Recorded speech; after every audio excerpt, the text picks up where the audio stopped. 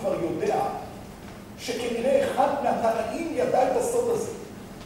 אבל בוודאי ובוודאי הסוד הזה היה ידוע לאליהו הנביא. בוודאי ובוודאי הסוד הזה היה מכונן את בניין בית המקדש. השני אני מדבר. זה דבר, מי שיקרא ירגיש שממש הוא נמצא במחיצת בית המקדש. עד כדי כך. מה הדבר שאני חושד בו?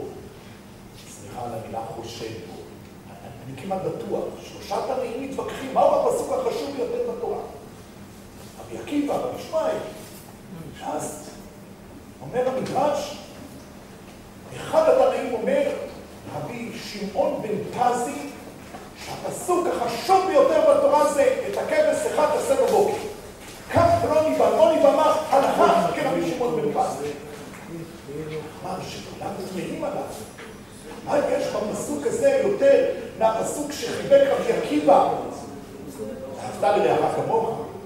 או מהפסוק האחר שניתן שם שמע ישראל? אני בודק את הגימטריה, משום שהפסוק הזה גם היה מוזר לי. למה הוא נכתב בפסוק? הרי פעמיים נכתב בתורה. הפעם השנייה, זה הפעם הזאת שהוא מצטט, היא נכתבת במרכאות, לא באופן תקני, את הכבש אחד, את הכבש האחד היה צריך להיות. זה פעם שנייה וכתוב לא בצורה תקנית כביכול.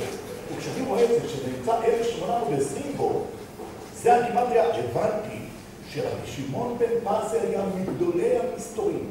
ומאותו רגע, כל מקום שמצאתי את רבי שמעון בן פזי, ראיתי שהבן אדם הזה, מה שהוא אומר בגלוי זה מעט, ומה שהוא מסתיר זה הרבה מאוד. 1820, זה מכפלה של 26 כפול 70. אמנם, כבוד הרב, ביקש שאני אמשיך, אבל אינני יכול להמשיך.